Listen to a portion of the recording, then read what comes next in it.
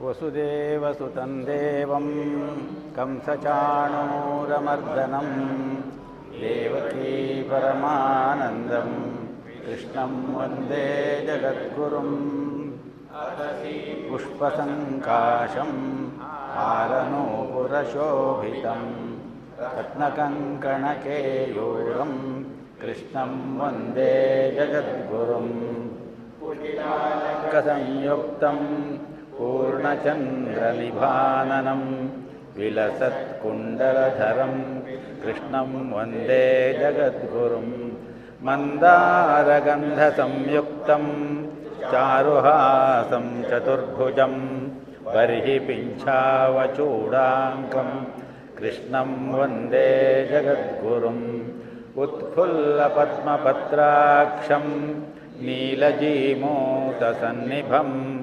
यादवानां शिरोरत्नं कृष्णं वन्दे जगद्गुरुं गोपिकाकेलिसंयुक्तं पीताम्बरसुशोभितम् अवाप्ततुलसीगन्धं कृष्णं वन्दे जगद्गुरुं गोपिकानां कुचद्वन्द्व कुङ्कुमाङ्कितवक्षसं श्रीनिकेतं महेश्वासं कृष्णं वन्दे जगद्गुरुं श्रीवत्साङ्कं घोरस्कं वनमालाविराजितं शङ्खचक्रधरं वन्दे कृष्णं वन्दे जगद्गुरुम्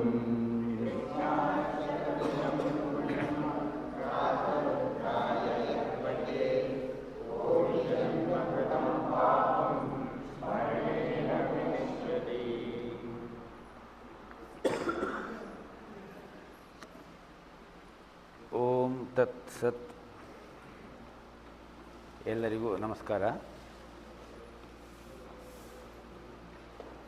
ಈಗ ಒಂದು ಅಧ್ಯಾಯ ನಾವು ಚಾಂಟ್ ಮಾಡೋದನ್ನು ಕಲ್ತ್ಕೊಂಡಿದ್ದೀವಿ ಅಂತ ಅಂದ್ಕೊಂಡಿದ್ದೀನಿ. ಹಾಗಾಗಿ ಅದನ್ನು ಚಾಂಟ್ ಮಾಡೋಣ ನಾವಿವತ್ತು. ಮಾಡಿಬಿಟ್ಟು ಮುಂದಕ್ಕೆ ಹೋಗೋಣ. ಓಂ ಧೃತರಾಷ್ಟ್ರ ಉವಾಚ ಧರ್ಮಕ್ಷೇತ್ರೇ ಕುರುಕ್ಷೇತ್ರೇ ಸಮವೇತಾಯುಯುತ್ಸವಃ ಮಾಮಕಾಃ ಪಾಂಡವಾಶ್ಚೈವ ಸಂಜಯ ಉವಾಚ ದೃಷ್ಟ್ವಾ ತು ಪಾಂಡವಾನೀಕಂ ವ್ಯೂಢಂ ದುರ್ಯೋಧನಸ್ತದಾ ಆಚಾರ್ಯಮುಪಸಂಗಮ್ಯ ರಾಜಾ ವಚನಮಬ್ರವೀತ್ ಪಶ್ಯೈತಾಂ ಪಾಂಡುಪುತ್ರಾಣಾಂ ಆಚಾರ್ಯಮಹತೀಂ ಚಮೋಂ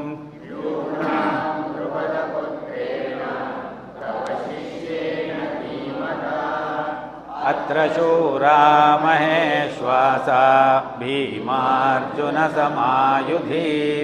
ಯುಯುಧಾನೋ ವಿರಾಟಶ್ಚ ದ್ರುಪದಶ್ಚ ಮಹಾರಥಃ ಧೃಷ್ಟಕೇತುಶ್ಚೇಕಿತಾನಃ ಕಾಶಿರಾಜಶ್ಚ ವೀರ್ಯವಾನ್ ಪುರುಜಿತ್ ಕುಂತಿಭೋಜಶ್ಚ ಶೈಬ್ಯಶ್ಚ ನರಪುಂಗವಃ ಯುಧಾಮನ್ಯುಶ್ಚ ವಿಕ್ರಾಂತ ಉತ್ತಮೌಜಾಶ್ಚ ವೀರ್ಯವಾನ್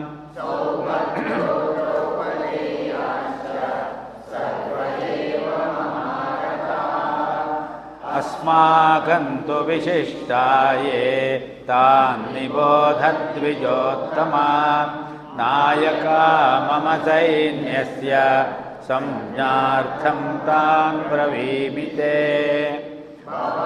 ಭೀಷ್ಮಶ್ಚ ಕರ್ಣಶ್ಚ ಕೃಪಶ್ಚ ಸಮಿತಿಂಜಯಃ ಅಶ್ವತ್ಥಾಮಾ ವಿಕರ್ಣಶ್ಚ ಸೌಮದತ್ತಿಸ್ತಥೈವ ಚ ಅನ್ಯೇ ಚ ಬಹವಃ ಶೂರಾಃ ಮದರ್ಥೇ ತ್ಯಕ್ತಜೀವಿತಾಃ ನಾನಾಶಸ್ತ್ರಪ್ರಹರಣಾಃ ಸರ್ವೇ ಯುದ್ಧವಿಶಾರದಾಃ ಅಪರ್ಯಾಪ್ತಂ ತದಸ್ಮಾಕಂ ಬಲಂ ಭೀಷ್ಮಾಭಿರಕ್ಷಿತಂ ಪರ್ಯಾಪ್ತಂ ತ್ವಿದಮೇತೇಷಾಂ ಬಲಂ ಭೀಮಾಭಿರಕ್ಷಿತಂ अयनेषु च सर्वेषु यथा भागमवस्थिताः भीष्ममेवाभिरक्षन्तो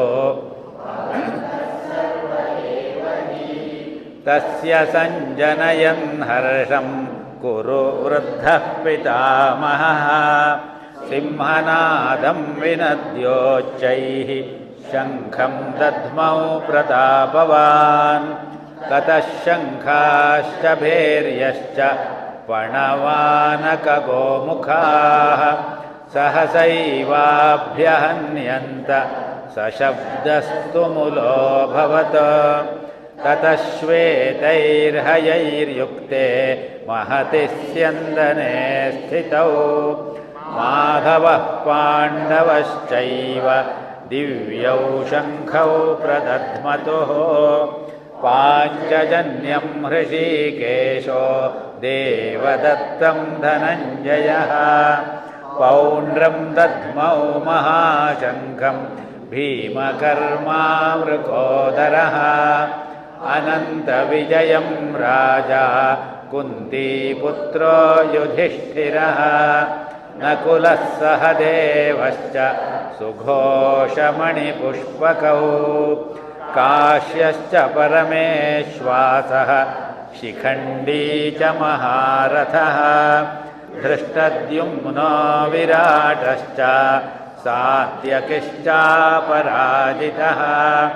द्रुपदो द्रौपदेयाश्च सर्वशः पृथिवीपते सौभद्रश्च महाबाहो शङ्खान् दद्मः पृथक् पृथक् सघोषोधार्तराष्ट्राणां हृदयानि व्यधारयत् नभश्च पृथिवीं चैव तुमुलो व्यनुनादयन् अथ व्यवस्थितान् दृष्ट्वा प्रवृत्ते शस्त्रसम्पाते धनुरुद्यम्य पाण्डवः ऋषिकेशं तदा वाक्यम् इदमाह महीपते अर्जुन उवाच सेनयोरुभयोर्मध्ये रथं स्थापयमेच्युत यावदेतान्निरीक्षेऽहं योद्धुकामानवस्थितान् कैर्मया सह योद्धव्यम् अस्मिन् रणसमुद्यमे योत्स्यमानानवेक्षेऽहं य एतेऽत्र समागताः धार्तराष्ट्रस्य दुर्बुद्धेः युद्धे प्रियचिकीर्षवः एवमुक्तो हृषीकेशो गुडाकेशेन भारत सेनयोरुभयोर्मध्ये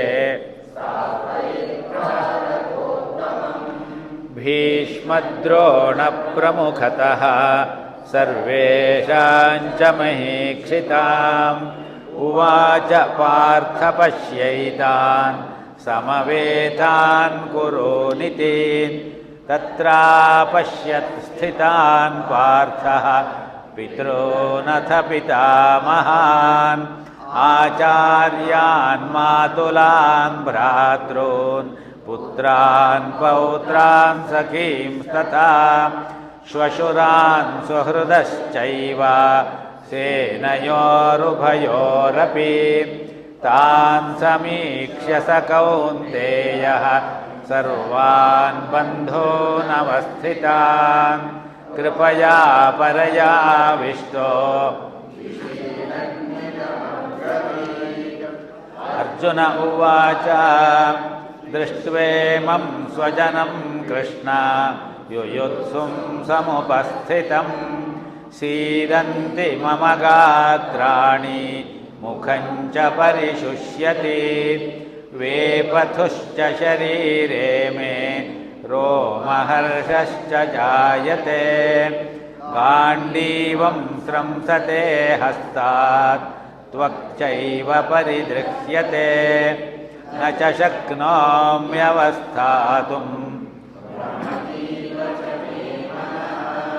निमित्तानि च पश्यामि विपरीतानि केशव न च श्रेयोनुपश्यामि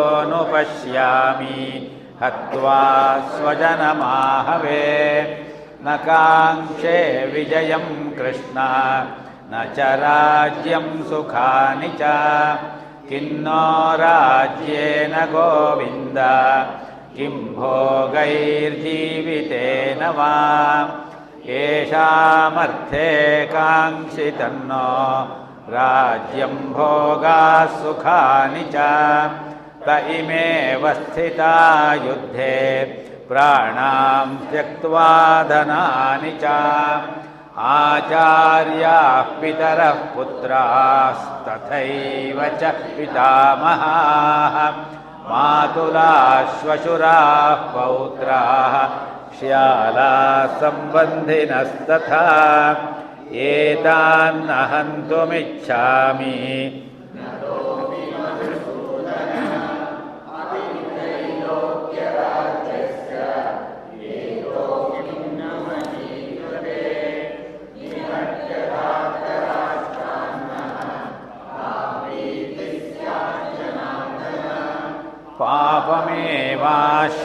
पापमेवाश्रयेदस्मान् यैतानाततायिनः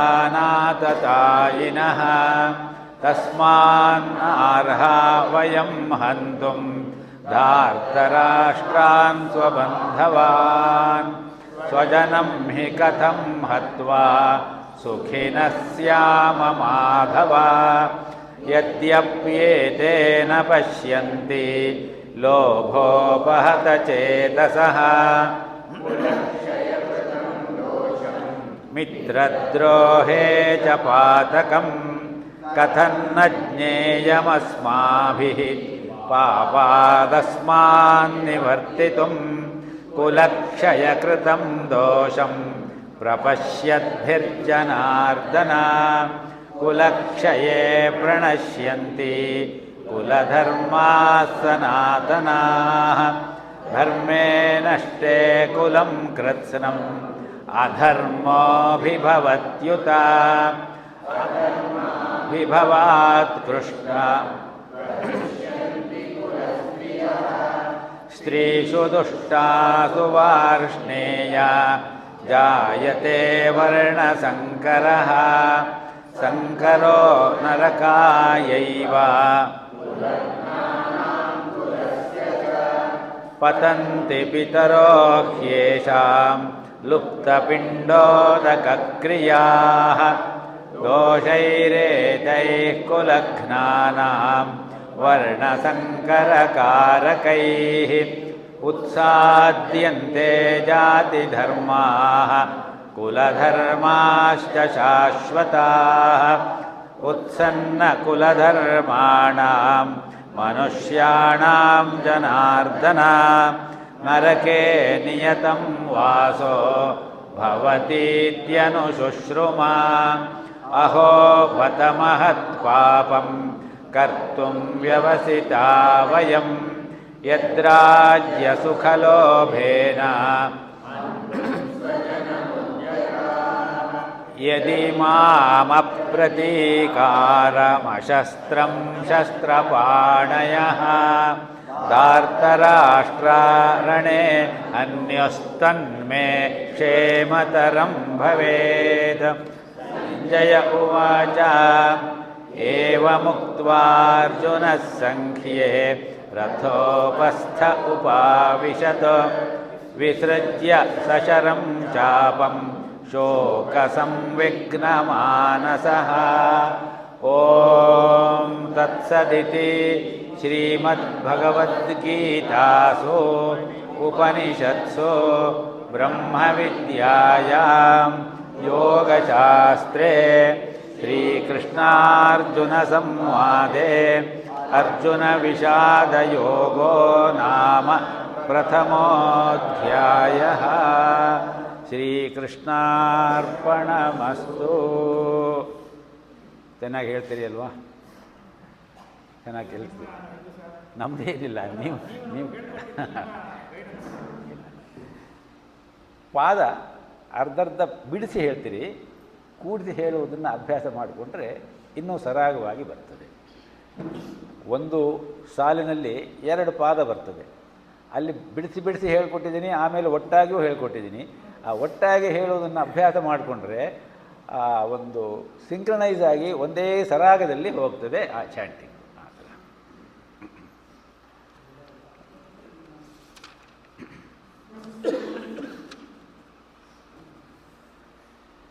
ಇವಾಗ ಮೊದಲನೇ ಅಧ್ಯಾಯ ಕೃಷ್ಣನ ಮುಂದಿನ ಉಪದೇಶಕ್ಕೆ ಕಾರಣವಾದಂತಹ ಒಂದು ಪೀಠಿಕೆ ಅಂತ ಹೇಳಿ ತಗೊಳ್ಬೋದು ನಾವು. ಈ ಮೊದಲನೇ ಅಧ್ಯಾಯದಲ್ಲಿ ನಾನು ಪ್ರಾರಂಭದಲ್ಲೇ ಹೇಳಿದಂತೆ ಯುದ್ಧದ ಸನ್ನಾಹ ಮತ್ತು ಅರ್ಜುನನ ಜಿಹಾಸೆ. ಅರ್ಜುನನ ಜಿಹಾಸೆಯೇ ಮುಖ್ಯವಾಗಿ ಕೃಷ್ಣನ ಉಪದೇಶಕ್ಕೆ ಕಾರಣವಾಗಿರುವುದು. ಮೊದಲನೇ ಅಧ್ಯಾಯದ 28ನೇ ಶ್ಲೋಕದ ಅರ್ಧ ಭಾಗ ದೃಷ್ಟ್ವೇಮಂ ಸ್ವಜನಂ ಕೃಷ್ಣ, ಅಲ್ಲಿಂದ 46ನೇ ಶ್ಲೋಕದವರೆಗೆ ಇರುವಂತಹ ಆ 18 ಶ್ಲೋಕಗಳೇ ಕೃಷ್ಣನ ಉಪದೇಶಕ್ಕೆ ಕಾರಣ ಅಂತ ಹೇಳಿ ಬಲ್ಲವರು ಹೇಳ್ತಾರೆ. ಹೇಗೆ ಇರಲಿ, ಈ ಮೊದಲನೇ ಅಧ್ಯಾಯದ ಒಂದು ಜಿಸ್ಟನ್ನು ಸಿಂಪಲ್ಲಾಗಿ, ಸೂಕ್ಷ್ಮವಾಗಿ ಅಥವಾ ಸ್ಥೂಲವಾಗಿ ವಿಚಾರ ಮಾಡೋಣ. ಧೃತರಾಷ್ಟ್ರ ಕುರುಡ ರಾಜ ಅರಮನೆಯೊಳಗೇ ಕುಳಿತುಕೊಂಡು ಕುರುಕ್ಷೇತ್ರ ರಣರಂಗದಲ್ಲಿ ನಡೆಯುವುದನ್ನೆಲ್ಲ ನೋಡಬಲ್ಲ ದಿವ್ಯ ದೃಷ್ಟಿಯನ್ನು ಪಡೆದಿದ್ದ ತನ್ನ ಮಿತ್ರನಾದ ಸಂಜಯನನ್ನು ರಣರಂಗದಲ್ಲಿ ಏನಾಗ್ತಾ ಇದೆ ಎಂಬುದೆಲ್ಲವನ್ನೂ ತನಗೆ ಹೇಳಬೇಕು ಅಂತ ಹೇಳಿ ಕೇಳಿಕೊಳ್ತಾನೆ. ಹಾಗೆ ಕೇಳಿದಾಗ ಸಂಜಯ ದುರ್ಯೋಧನನು ಗುರು ದ್ರೋಣಾಚಾರ್ಯರ ಬಳಿಗೆ ಹೋಗಿ ಉಭಯ ಪಕ್ಷಗಳ ವೀರಾಧಿವೀರರನ್ನು ತೋರಿಸಿ ವರ್ಣಿಸುತ್ತಿರುವನೋ ಎಂದು ಹೇಳುತ್ತಾ ಸಂಜಯನು ಆರಂಭಿಸುತ್ತಾನೆ. ಸಂಜಯ ಉವಾಚ ಅಲ್ಲಿಂದ ಶುರುವಾಗ್ತದೆ. ಅದೇ ರೀತಿ ಸಂಜಯ ಮುಂದುವರಿಸ್ತಾ ಹೀಗೆ ಹೇಳ್ತಾನೆ. ಅಷ್ಟರಲ್ಲಿ ಕೌರವ ಸೇನಾಧಿಪತಿಯಾದಂತಹ ಪಿತಾಮಹರಾದ ಭೀಷ್ಮರು ಯುದ್ಧದ ಆರಂಭದ ಸೂಚನೆಯಾಗಿ ತಮ್ಮ ಆ ಮಹಾಶಂಖವನ್ನು ಓದುತ್ತಾರೆ. ಇದನ್ನು ಅನುಸರಿಸಿ ಪಾಂಡವರು ಮತ್ತು ಮಿಕ್ಕೆಲ್ಲ ವೀರರು ಕೂಡ ತಮ್ಮ ತಮ್ಮ ಶಂಖಗಳನ್ನು ಪೃಥಕ್ ಪೃಥಕ್ ದಧ್ಮುಹು, ಬೇರೆ ಬೇರೆಯಾಗಿ ಓದುತ್ತಾರೆ.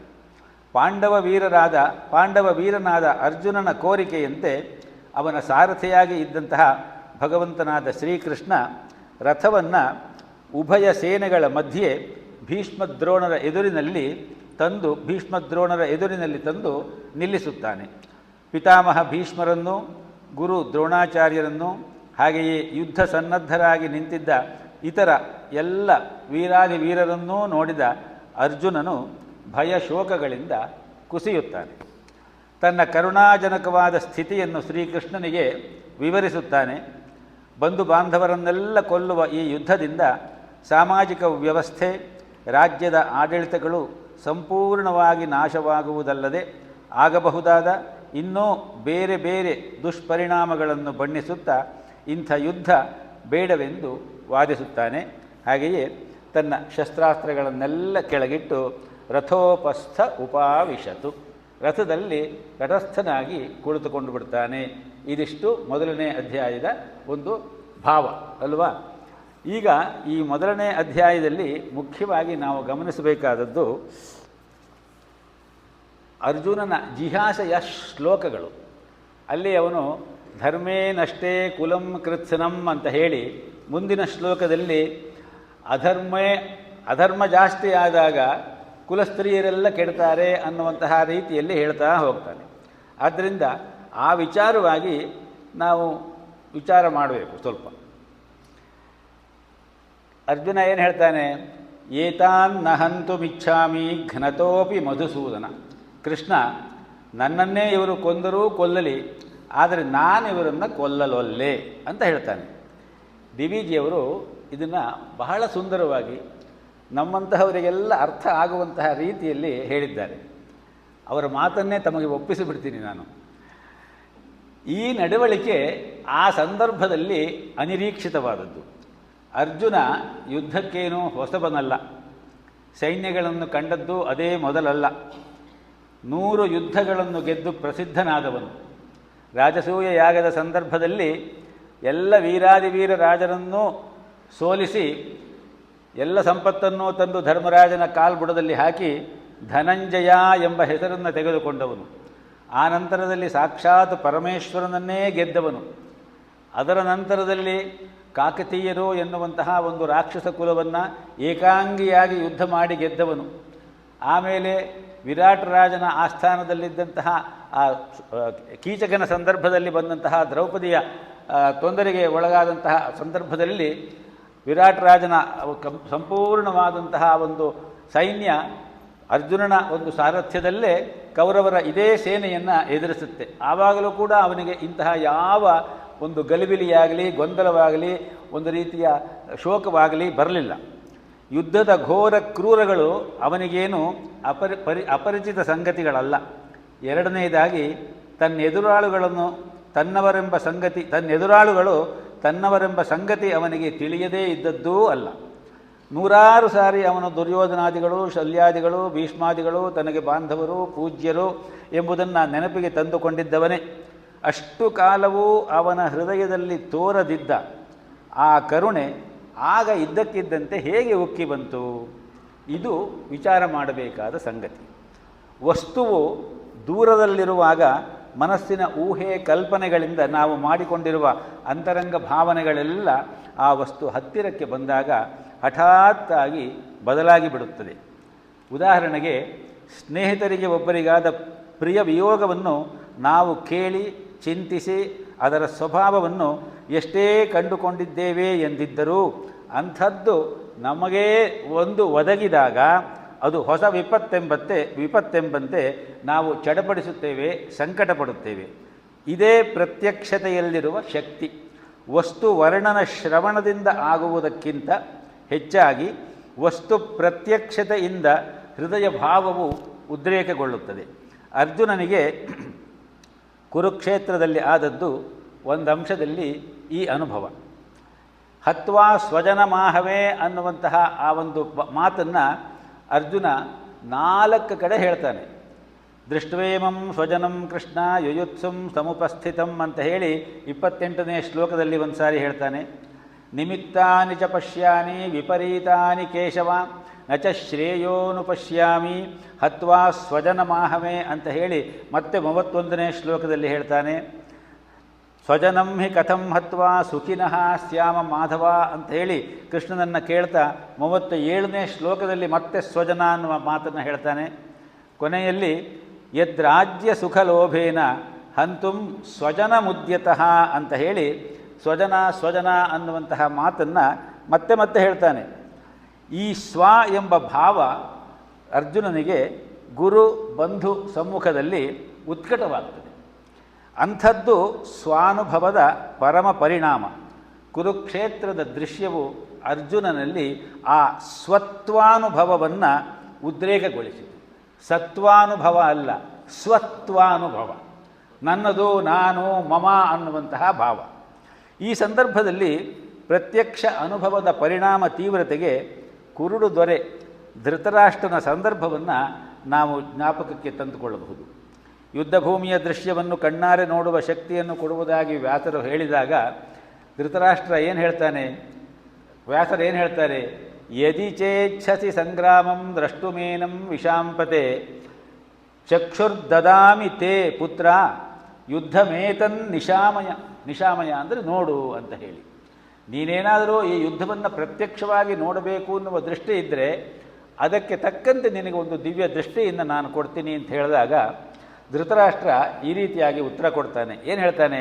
ನ ರೋಚಯೇ ಜ್ಞಾತಿವಧಂ ದ್ರಷ್ಟುಂ ಬ್ರಹ್ಮರ್ಷಿ ಸತ್ತಮ ಯುದ್ಧಮೇತತ್ವಶೇಷೇಣ ಶೃಣುಯಾಂ ತವ ತೇಜಸ. ಜ್ಞಾತಿವಧೆಯನ್ನು ನೋಡುವುದು ನನ್ನ ಕೈಯಿಂದ ಸಾಧ್ಯವಾಗುವುದಿಲ್ಲ, ಆದರೆ ನಿನ್ನ ಅನುಗ್ರಹವಾದರೆ ನಾನು ಅದನ್ನು ಯಾರ ಬಾಯಿಂದಲಾರು ಕೇಳಿ ತಿಳ್ಕೊಳ್ತೀನಿ ಅಂತ ಹೇಳ್ತಾನೆ. ಆ ಸಂದರ್ಭದಲ್ಲಿ ಸಂಜಯನಿಗೆ ಆ ಒಂದು ದಿವ್ಯ ಚಕ್ಷುಸ್ಸನ್ನು ಮತ್ತು ದಿವ್ಯ ದೃಷ್ಟಿಯನ್ನು ಕೊಟ್ಟು ವ್ಯಾಸರು ಒಂದು ಏರ್ಪಾಡು ಮಾಡ್ತಾರೆ. ಹೀಗೆ ಜ್ಞಾತಿವಧೆಯನ್ನು ನೋಡುವುದಕ್ಕೆ ಸಾಧ್ಯವಿಲ್ಲ ಅಂತ ಹೇಳಿ ಧೃತರಾಷ್ಟ್ರನೇ ಹೇಳಿರುವಾಗ ಧೃತರಾಷ್ಟ್ರ ಅರ್ಜುನನಿಗೆ ಹಿರಿಯ, ಹಳವ, ಹೆಚ್ಚು ಅನುಭವಶಾಲಿ ಆದದ್ದರಿಂದಲೇ ಘೋರದ ಪ್ರತ್ಯಕ್ಷ ದರ್ಶನ ಬೇಡ ಅಂತ ಹೇಳ್ದ. ಕಿವಿಗಿಂತ ಕಣ್ಣಿನ ಪ್ರಭಾವ ದೊಡ್ಡದು. ಕಿವಿಯಿಂದ ಸಹಿಸಲಾಗುವಷ್ಟನ್ನು ಕಣ್ಣು ಸಹಿಸಲಾರದು. ಅರ್ಜುನನಿಗೆ ಯುದ್ಧ ಬೇಡವೆಂದು ಮನಸ್ಸಾದದ್ದಕ್ಕೆ ಆತನೇ ಹೇಳಿರುವ ಕಾರಣಗಳು ಎಲ್ಲ ಧರ್ಮ ಜಿಜ್ಞಾಸುಗಳು ಕೂಡ ಮತ್ತೆ ಮತ್ತೆ ವಿಚಾರ ಮಾಡಬೇಕಾದಂತಹ ವಿಚಾರಗಳು. ಅದನ್ನು ಒಂದು ಪಟ್ಟಿಯಾಗಿ ನಾವು ನೋಡ್ಕೊಂಡು ಹೋಗ್ಬೋದು. ಏನೇನು ಹೇಳ್ತಾನೆ ಅರ್ಜುನ? ಸ್ವಜನ ಹತ್ಯೆಯಿಂದ ಶ್ರೇಯಸ್ಸಾಗುವುದಿಲ್ಲ. ನಕಾಂಕ್ಷೆ ವಿಜಯಂ, ನನಗೆ ಜಯ ಬೇಕಿಲ್ಲ. ಕಿನ್ನೋ ರಾಜ್ಯೇನ ಕಿಂ ಭೋಗೈಹಿ, ರಾಜ್ಯಕ್ಕೂ ಭೋಗಕ್ಕೂ ಏನು ಬೆಲೆ. ಕಿಂ ಜೀವಿತೇನವ, ಬದುಕಿನಿಂದ ಏನು ಪ್ರಯೋಜನ ಯುದ್ಧ ಮಾಡಿ. ಪಾಪಮೇವಾಶ್ರಯೇದಸ್ಮಾನ್, ಪಾಪವೇ ಯುದ್ಧದಿಂದ ನಮಗಾಗುವ ಸಂಪಾದನೆ. ಲೋಭ ಅಪಹತ ಚೇತಸಃ, ನಾವು ಲೋಭಕ್ಕೆ ಮನಸ್ಸನ್ನು ಕೊಡುವುದೇ. ಕುಲಕ್ಷಯ ಕೃತಂ ದೋಷಂ, ಕುಲಕ್ಷಯಕ್ಕೆ ಕಾರಣವಾದ ದೋಷ ಈ ಯುದ್ಧ. ಮಿತ್ರದ್ರೋಹೇ ಚ ಪಾತಕಂ, ಮಿತ್ರದ್ರೋಹ ಮಾಡಿದ ಪಾಪವೂ ಕೂಡ ಯುದ್ಧದಲ್ಲಿ ಬರುತ್ತದೆ. ಕುಲಧರ್ಮಾ ಪ್ರಣಶ್ಯಂತಿ, ಕುಲಧರ್ಮಗಳು ಹಾಳಾಗುತ್ತವೆ. ಧರ್ಮೇನಷ್ಟೇ ಅಧರ್ಮ ಅಭಿಭವತಿ, ಲೋಕದಲ್ಲಿ ಅಧರ್ಮವು ಪ್ರಬಲವಾಗುತ್ತದೆ. ಪ್ರದುಷ್ಯಂತಿ ಕುಲಸ್ತ್ರೀಯ, ಗೃಹಿಣಿಯರೆಲ್ಲ ಕೆಡುತ್ತಾರೆ. ಜಾಯತೆ ವರ್ಣಸಂಕರ, ಜಾತಿಗಳ ಕುಲಬೆರಕೆಯಾದೀತು. ಸಂಕರೋ ನರಕಾಯೈವ, ಆ ಬೆರಕೆಯಿಂದ ನರಕವೇ ಗತಿಯಾಗುತ್ತದೆ. ಪತಂತಿ ಪಿತರಃ, ಪಿತೃದೇವತೆಗಳನ್ನು ನಾವು ಕೆಳಕ್ಕೆ ಎಳೆದಂತೆ ಆಗುತ್ತದೆ.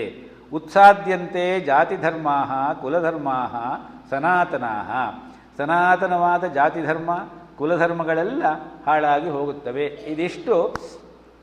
ಇದು 15 ಕಾರಣಗಳನ್ನು ಅರ್ಜುನ ಕೃಷ್ಣನಿಗೆ ಕೊಡ್ತಾನೆ. ಈ ಯುದ್ಧ ಪಟ್ಟಿಕೆಯಲ್ಲಿ, ಈ ಯುದ್ಧ ದೋಷ ಪಟ್ಟಿಕೆಯಲ್ಲಿ ಮೋಕ್ಷದ ಪ್ರಸ್ತಾಪ ಇಲ್ಲ. ನಾವು ಇದನ್ನು ಗಮನ ಇಟ್ಟುಕೊಂಡ್ರೆ ಮುಂದಿನ ಆ ಉಪದೇಶ ಯಾಕೆ ಹಾಗೆ ಬಂತು ಅನ್ನುವುದು ಚಿಂತನೆಗೆ ಬರ್ತದೆ.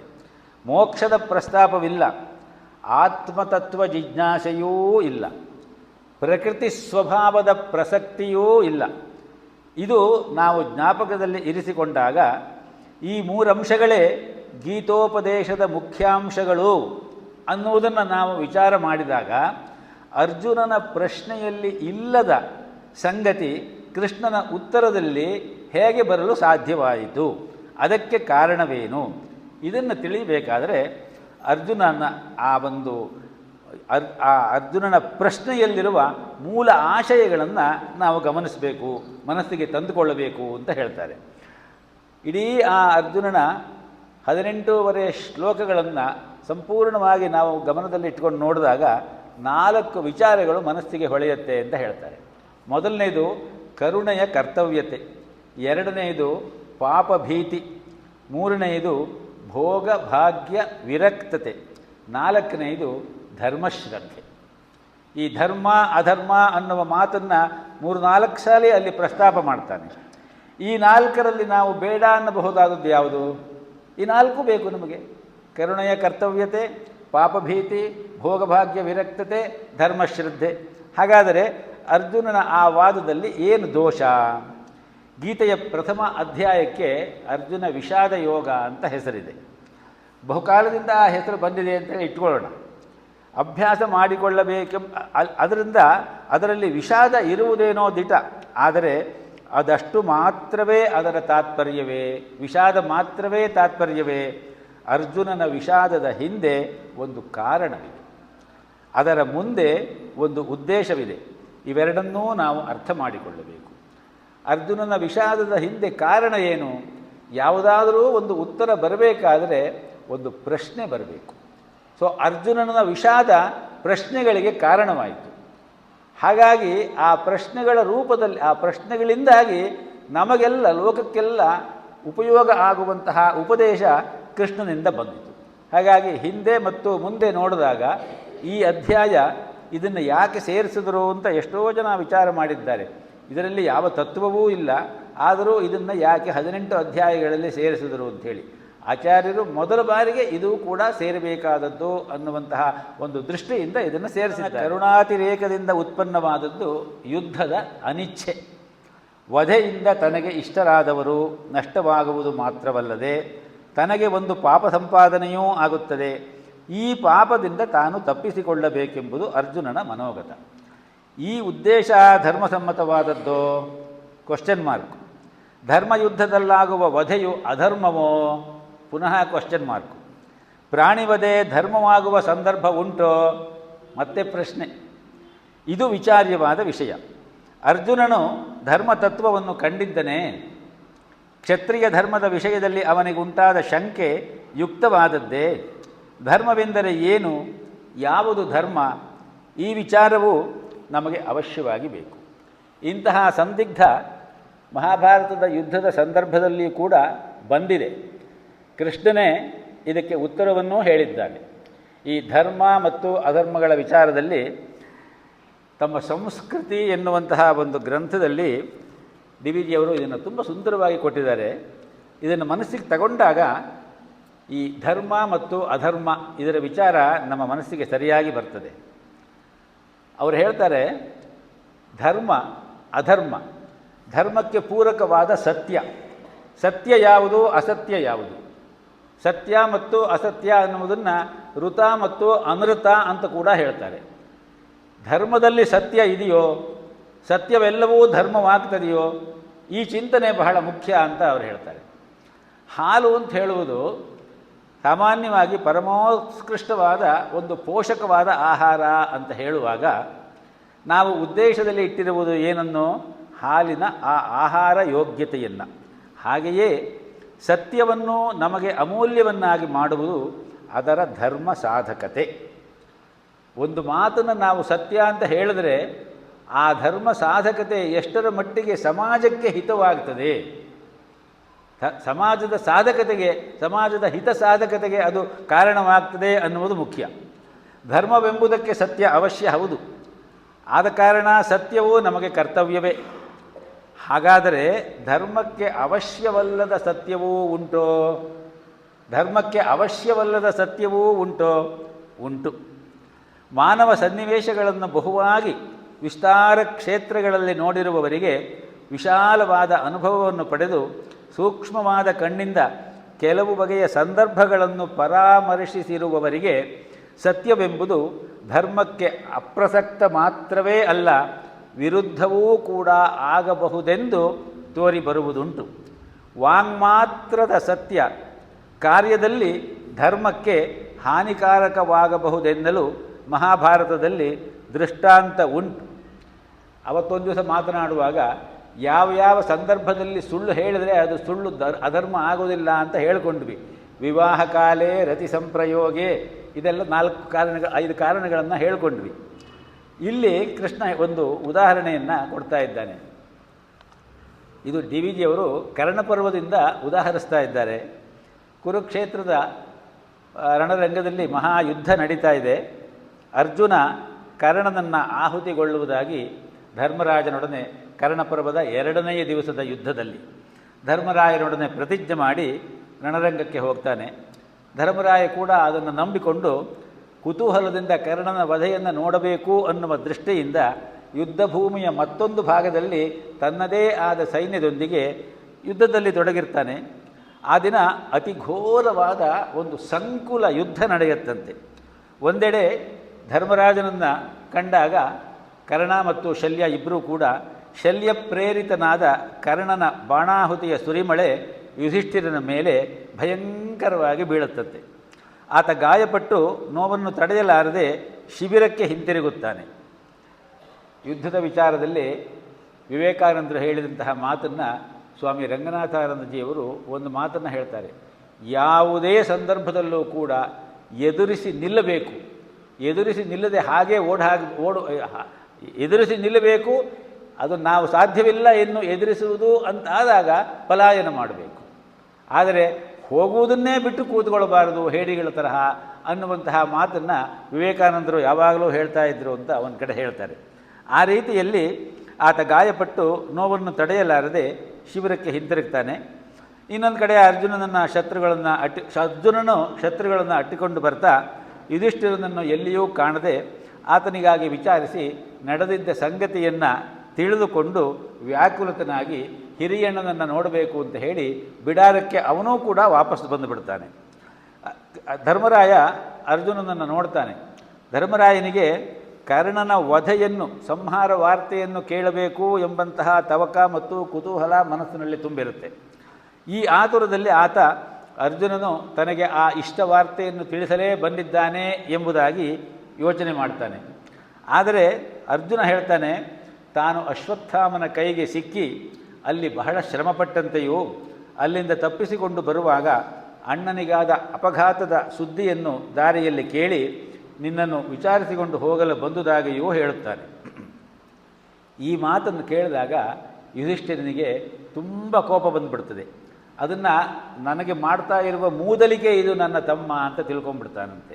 ಕಾರಣ ಏನು ಅಂದರೆ, ಕರ್ಣನ ಬಾಣದಿಂದ ಘಾಸಿಗೊಂಡು ಅವಮಾನಿತನಾಗಿ ಪಲಾಯನ ಮಾಡಿ ಅವನು ಶಿಬಿರಕ್ಕೆ ಬಂದಿರ್ತಾನೆ.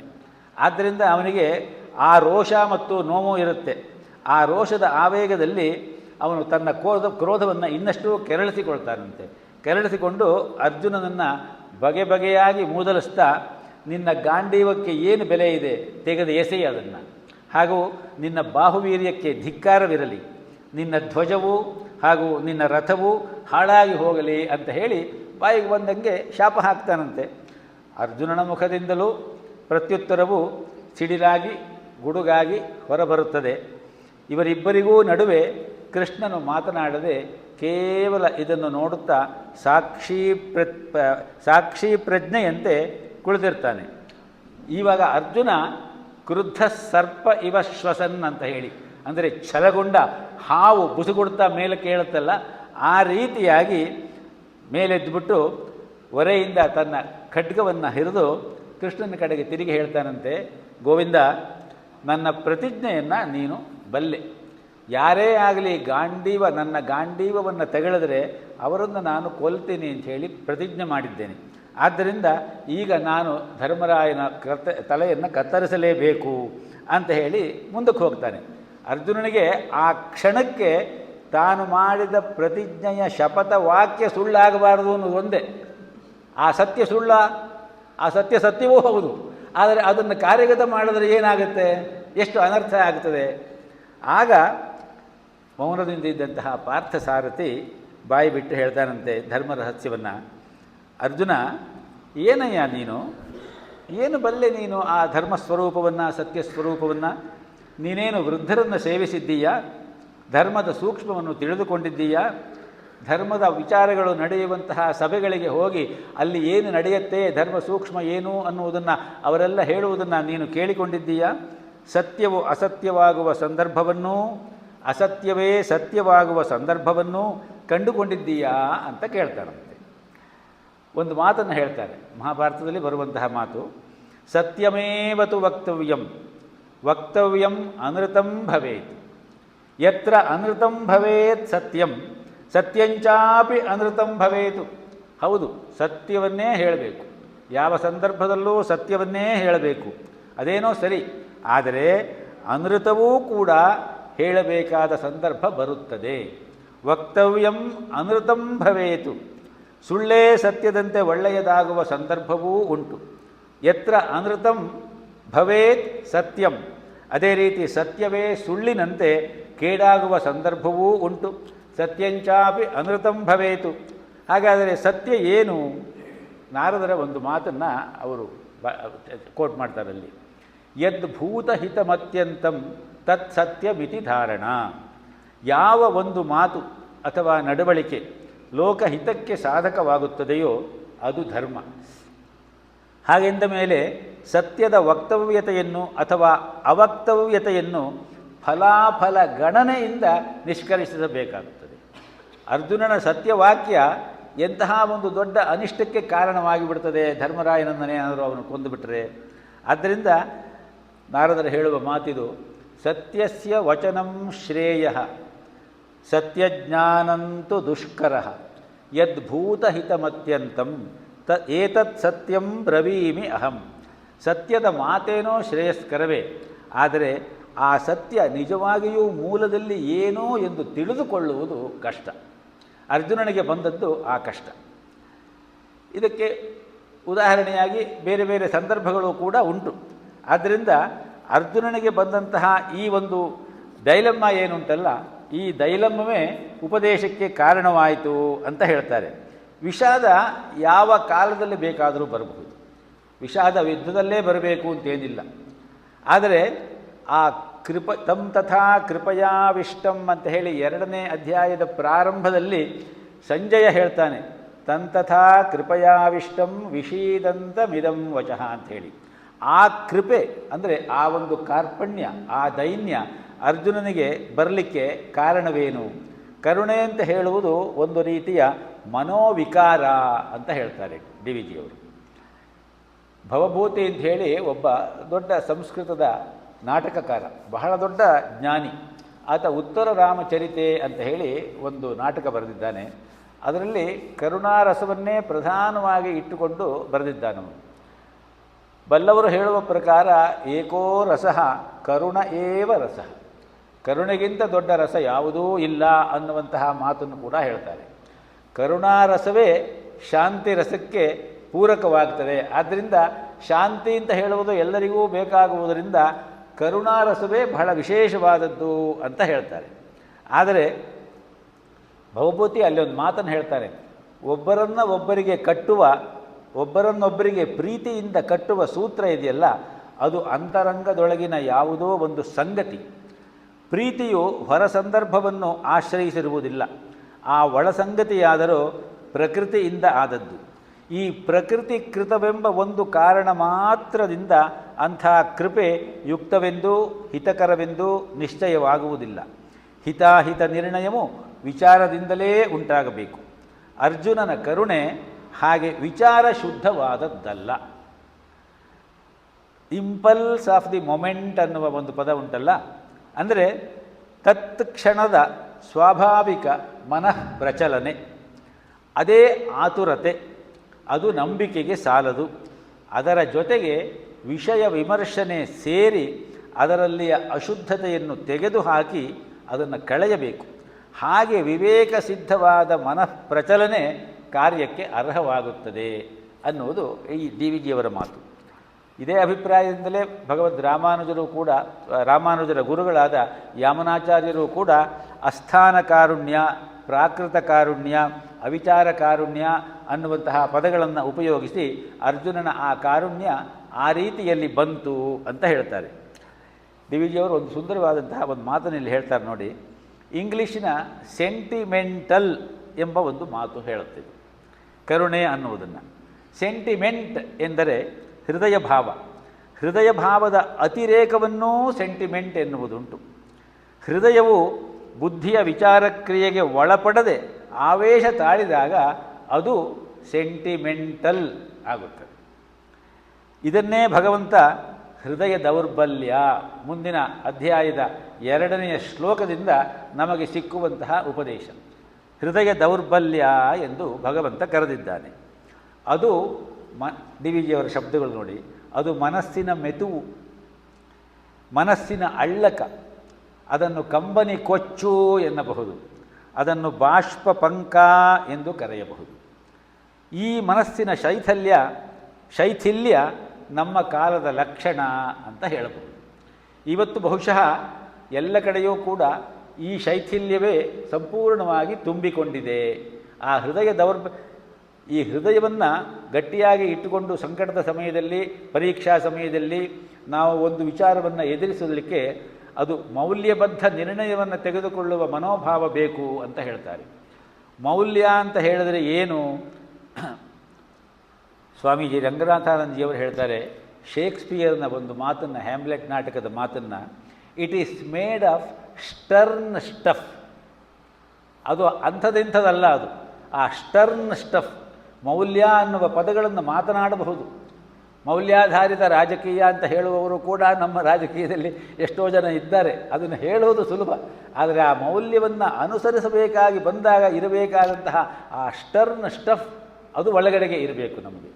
ಇದು ಏನಾಗುತ್ತೆ, ಬಹಳ ಮುಖ್ಯವಾಗಿ ನಮಗೆ ಬರೋದಿಲ್ಲ. ಆದ್ದರಿಂದ ಇದನ್ನು ಸರಿಯಾದ ರೀತಿಯಲ್ಲಿ ನಾವು ವಿಚಾರ ಮಾಡಬೇಕು. ಈ ಮೌಲ್ಯ ಚಿಂತನೆಯನ್ನೇ ನಮಗೆ ಈ ಭಗವದ್ಗೀತೆ ತಿಳಿಸಿಕೊಡ್ತದೆ. ಇತ್ತೀಚೆಗೆ ಮಡ್ರಾಸ್ ಹೈಕೋರ್ಟ್ನಲ್ಲಿ ಒಂದು ಕೇಸ್ ಬಂದಿತ್ತು. ತಾವೆಲ್ಲ ಗಮನಿಸಿದ್ದೀರೋ ಇಲ್ಲವೋ ಗೊತ್ತಿಲ್ಲ. ಭಗವದ್ಗೀತೆಯನ್ನು ಸ್ಕೂಲು ಕಾಲೇಜುಗಳಲ್ಲಿ ಹಾಗೂ NGOಗಳು ನಡೆಸುವಂತಹ ಸಂಘಗಳಲ್ಲಿ ಹೇಳಿಕೊಡಬಹುದಾ ಬೇಡವಾ ಅನ್ನುವಂತಹ ಒಂದು ಕೇಸ್. ಹೇಳಿಕೊಡಬಾರ್ದು ಅಂತ ಹೇಳಿ ತಮಿಳುನಾಡಿನ ಸರ್ಕಾರ ಇನ್ನೇನು ತಾನೇ ಮಾಡುತ್ತೆ, ಬೇಡ ಅಂಥೇಳಿ ಅವರು ನಿರ್ಬಂಧ ಹಾಕ್ತಾರೆ. ಆವಾಗ ಕೋರ್ಟಿಗೆ ಹೋಗುತ್ತೆ. ಆ ಕೋರ್ಟಿನ ತೀರ್ಪು ಬಂದಿದೆ ಇವಾಗ. ಆ ತೀರ್ಪು ಯಾರು ನೋಡಿದರೆ ಸರಿಯೇ, ಆದರೆ ಆ ತೀರ್ಪು ಎಷ್ಟು ಚೆನ್ನಾಗಿ ಕೊಟ್ಟಿದ್ದಾರೆ ಗೀತೆಯ ಬಗ್ಗೆ ನೋಡಿ. FCRA ರೂಲಿಂಗ್ ಅಂತಲೇ ಅದು famous, foreign contribution regulatory act ಅಂತ ಹೇಳ್ಬಿಟ್ಟು. The Madras high court ruled that teaching or promoting the Bhagavad Gita, Vedanta and Yoga does not constitute religious activity under Indian law and therefore cannot be used as a ground to deny or cancel foreign funding under the FCRA ಅಂತ ಹೇಳಿ judgment ಕೊಟ್ಟಿದ್ದಾರೆ. The court made 3 crucial legal distinctions. The court held that the Gita is primarily a work of moral philosophy and ethical guidance, not a sectarian religious text. It teaches duty, dharma, self-discipline, self-realization, ethical action. Therefore, teaching the Gita is education in moral science, not religious preaching. ಇದು ಭಗವದ್ಗೀತೆ ಬಗ್ಗೆ ಅವರು ಮಾಡಿರುವಂತಹ ಸ್ಟ್ರಿಕ್ಚರ್ಸು. Court ಹಾಗೆ ವೇದಾಂತ ಮತ್ತು ಯೋಗದ ಬಗ್ಗೆನೂ ಮಾಡಿದೆ. ವೇದಾಂತದ ಬಗ್ಗೆ ಹೀಗೆ ಹೇಳಿದೆ ಕೋರ್ಟು, ವೇದಾಂತ ಅಂತ ಹೇಳಿದ್ರೆ consciousness, reality, self knowledge. It is comparable to western philosophy, not to religious ritual or worship. ಯೋಗದ ಬಗ್ಗೆ ಹೇಳಿರುವ ಮಾತು ನೋಡಿ. Yoga was held to be a civilisational and scientific discipline dealing with physical health, mental discipline, psychological well-being. The court ruled that teaching Gita, Vedanta or yoga falls under education and cultural activity, not religious. The state must not misclassify Indian knowledge systems a religion to suppress them. In one sentence, the Madras High Court held that Gita, Vedanta and yoga are civilizational systems of knowledge, not religious practicing, and therefore cannot be restricted under India's FCRA ಅಂತ ಹೇಳಿ. ಅಂದರೆ ಗೀತೆ ಅಂತ ಹೇಳುವುದು moral science ಇದ್ದಂಗೆ, ethical ಆಗಿ ಅದನ್ನು ನಾವು ನೀತಿಯ ವಿಚಾರವನ್ನಾಗಿ ಅದನ್ನು ಗಮನಿಸಬೇಕು. ಇದು ಒಂದು ರಿಲಿಜಿಯಸ್ ಪೂಜೆ ಮಾಡಿದ, ಅದಕ್ಕೇ ವೇದಕ್ಕೂ ವೇದಾಂತಕ್ಕೂ ವ್ಯತ್ಯಾಸ ಇದೆ. ವೇದ ಅಂತ ಹೇಳುವುದು, ವೇದದಲ್ಲಿ ಏನಾಗಿದೆ ಅಂತ ಕೇಳಿದ್ರೆ, ವೇದಾಂತ ಅಂತ ಹೇಳುವ ವಿಚಾರ ವೇದದ ಕೊನೆಯ ಭಾಗ ಅನ್ನುವ ಅರ್ಥದಲ್ಲಿ ವೇದಾಂತ ಅಂತ ಹೇಳಿದ್ದಾರೆ. ಅದನ್ನು ಉಪನಿಷತ್ತು ಅಂತ ಕೂಡ ಹೇಳ್ತಾರೆ. ವೇದದಲ್ಲಿ ಬರುವಂತಹ ಎಷ್ಟೋ ಹಿಮ್ನ್ ಅಂದರೆ ಪ್ರಾರ್ಥನೆಗಳು, ಸ್ತೋತ್ರಗಳನ್ನು ಪೂಜೆಗಾಗಿ, ನಮ್ಮ ಧಾರ್ಮಿಕವಾದಂತಹ ಕಾರ್ಯಕ್ರಮಗಳಿಗಾಗಿ ಉಪಯೋಗಿಸಿಕೊಳ್ತೇವೆ. ಆದರೆ ಅದಕ್ಕೆ ವೇದಾಂತದ ಪ್ರಕಾರವಾಗಿ ಬೇರೆಯೇ ಆದಂತಹ ತಾತ್ವಿಕ ಅರ್ಥಗಳು ಉಂಟು. ಆ ತಾತ್ವಿಕ ಅರ್ಥಗಳನ್ನು ನಾವು ಗ್ರಹಿಸುವುದೇ ಇಲ್ಲ. ಕೇವಲ ನಮಗೇನು ಅಂದರೆ ಭಗವಂತನನ್ನು ಪೂಜೆ ಮಾಡಲಿಕ್ಕೆ ಯಾವುದೋ ಒಂದು ಆಲಂಬನ ಬೇಕು, ಒಂದು ಸಾಧನ ಬೇಕು. ಆ ಸಾಧನವನ್ನಾಗಿ ವೇದವನ್ನು ಇಟ್ಟುಕೊಂಡಿದ್ದೇವೆ, ಮಂತ್ರಗಳನ್ನು ಹೇಳ್ತೀವಿ. ಆದರೆ ಅದೇ ಪೂರ್ತಿ ಅಲ್ಲ. ಅದಕ್ಕಿಂತ ವೇದಾಂತ ವಿಶಿಷ್ಟವಾದದ್ದು, ವೇದಾಂತ ಉತ್ತಮವಾದದ್ದು. ಪೂಜೆ ಮಾಡದೆ ಹೋದರೂ ಪರವಾಗಿಲ್ಲ, ಧ್ಯಾನ ಮಾಡಿ ಅಂತ ಹೇಳ್ತಾರೆ ಸ್ವಾಮೀಜಿಯವರು. ಆ ಧ್ಯಾನದಲ್ಲಿ ಆ ಭಾವ ಬರಬೇಕು. ಆ ಭಾವ ಬರಬೇಕಾದ್ರೆ ನಮ್ಮಂತಹವರಿಗೆ ಏನಾಗ್ತದೆ, ಯಾವುದೋ ಒಂದು ಸ್ತೋತ್ರವೋ ಒಂದು ಮಂತ್ರವೋ ಹೇಳಿದಾಗ ಆ ಭಾವ ಬರುತ್ತೆ. ಹಾಗೆ ಬರಲಿಕ್ಕೆ ನಾವು ಅಷ್ಟು ಹೈಯರ್ ಲೆವೆಲ್ಗೆ ನಮ್ಮದು ಮೆಚ್ಯೂರ್ ಆಗಿರೋದಿಲ್ಲ, ಆದ್ದರಿಂದ ಬೇಕು ಅಂತ ಹೇಳುತ್ತೆ. ಇದನ್ನೆಲ್ಲ ಇಟ್ಟುಕೊಂಡಾಗ ನಿನ್ನೆ ಒಬ್ಬರು ಕೇಳಿದ್ರು, ಅವರು ಬಂದಿರಬಹುದು ಅಂತ ಅಂದ್ಕೊಳ್ತೀನಿ. ಕೊನೆಯಲ್ಲಿ ನಾವು ಭಗವದ್ಗೀತೆಯ ಕೊನೆಯಲ್ಲಿ ಏನು ಹೇಳ್ಕೊಳ್ತೀವಿ? ಭಗವದ್ಗೀತಾಸು ಉಪನಿಷತ್ಸು ಬ್ರಹ್ಮವಿದ್ಯಾಯಾಂ ಯೋಗಶಾಸ್ತ್ರೇ ಶ್ರೀಕೃಷ್ಣಾರ್ಜುನ ಸಂವಾದೇ ಅಂತ ಹೇಳಿ ಪ್ರಥಮೋಧ್ಯಾಯ ದ್ವಿತೀಯೋಧ್ಯಾಯ ಅಂತ ಹೇಳ್ಕೊಳ್ತೀವಿ. ಅದರಲ್ಲಿ ಬ್ರಹ್ಮವಿದ್ಯೆ ಅಂದರೆ ಏನು ಅಂತ ಕೇಳಿದ್ರು. ಬ್ರಹ್ಮವಿದ್ಯೆ ಒಂದು ಯಾತಕ್ಕೆ? ಭಗವದ್ಗೀತೆ ಅಂದರೆ ಏನು, ಉಪನಿಷತ್ತು ಅಂದರೆ ಏನು, ಬ್ರಹ್ಮವಿದ್ಯೆ ಅಂದರೆ ಏನು, ಯೋಗಶಾಸ್ತ್ರ ಅಂದರೆ ಏನು, ಈ ನಾಲ್ಕು ವಿಚಾರ ತಿಳ್ಕೊಂಬಿಡೋಣ. ಶ್ರೀಮದ್ ಭಗವದ್ಗೀತಾಸು ಅಂತಿದೆ ಮೊದಲು. ಗೀತೆ ನಮ್ಮಲ್ಲಿ ನಾನಾ ರೀತಿಯ ಗೀತೆಗಳುಂಟು. ಎಷ್ಟೊಂದು ಗೀತೆ ಬಂದಿದೆ ಅಂತ ಹೇಳಿದ್ರೆ ಸುಮ್ಮನೆ ಲೆಕ್ಕಕ್ಕೆ ಹೇಳ್ತೀನಿ ನೋಡಿ. ಅವಧೂತ ಗೀತೆ, ಪಾಂಡವ ಗೀತೆ, ಸೂರ್ಯಗೀತ, ದೇವಿ ಗೀತ, ಕಪಿಲ ಗೀತ, ರಾಮಗೀತ, ಶಿವಗೀತ, ಯಮಗೀತ, ವ್ಯಾಸಗೀತ, ಅಷ್ಟಾವಕ್ರ ಗೀತ, ಬ್ರಹ್ಮಗೀತ, ಭಿಕ್ಷುಗೀತ, ಉದ್ಧವ ಗೀತ, ಗೋಪಿಕಾ ಗೀತ, ಇನ್ನೂ ಇದೆ ಗೀತೆಗಳು. ಆದರೆ ಯಾವ ಗೀತೆಯನ್ನು ಭಗವದ್ಗೀತೆ ಅಂತ ಹೇಳೋದಿಲ್ಲ. ಶಿವಗೀತೆ ಅಂತ ಇದೆ, ರಾಮಗೀತೆ ಅಂತ ಇದೆ, ಆದರೆ ಅದನ್ನು ಈ ಗೀತೆ ಹೇಳದಂತೆ ಭಗವದ್ಗೀತೆ ಅಂತ ಹೇಳೋದಿಲ್ಲ. ಕಾರಣ ಏನು ಇದನ್ನು ಭಗವದ್ಗೀತೆ ಅಂತ ಹೇಳಲಿಕ್ಕೆ? ಆ ಗೀತೆಗಳೆಲ್ಲ ಬೇರೆ ಯಾರೋ ರಾಮನ ಹೆಸರಿನಲ್ಲಿ ಬರೆದು ಹಾಕಿದ್ದಾರೆ. ಆದರೆ ಈ ಗೀತೆ ಸಾಕ್ಷಾತ್ ಪದ್ಮನಾಭ ಮುಖಾರವಿಂದದಿಂದಲೇ ಬಂದಿದೆ. ಗೀತಾಸು ಗೀತಾ ಕರ್ತವ್ಯ ಕಿಮನ್ಯೈ ಶಾಸ್ತ್ರವಿಸ್ತರೈ ಯಾ ಸ್ವಯಂ ಪದ್ಮನಾಭಸ್ಯ ಮುಖಪದ್ಮಾತ್ ವಿನಿಸೃತ. ಆದ್ದರಿಂದ ಭಗವದ್ಗೀತಾಸು ಅನ್ನುವುದನ್ನು ನಾವು ಜ್ಞಾಪಿಸಿಕೊಳ್ಳಬೇಕು.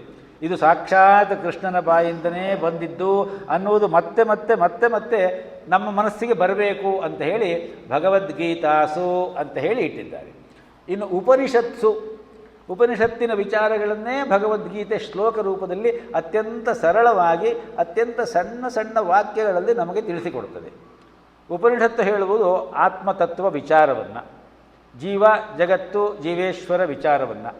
ಆ ಉಪನಿಷತ್ತಿನ ವಿಚಾರ ಸರ್ವೋಪನಿಷದೋ ಗಾವೋ ದೋಗ್ಧ ಗೋಪಾಲನಂದನ ಪಾರ್ಥೋ ವತ್ಸಃ ಸುಧೀರ್ಭೋಕ್ತ ದುಗ್ಧಂ ಗೀತಾಮೃತಂ ಮಹತ್ ಅಂತ ಹೇಳಿ ನಾವು ಧ್ಯಾನ ಶ್ಲೋಕದಲ್ಲಿ ಹೇಳ್ಕೊಳ್ತೀವಿ.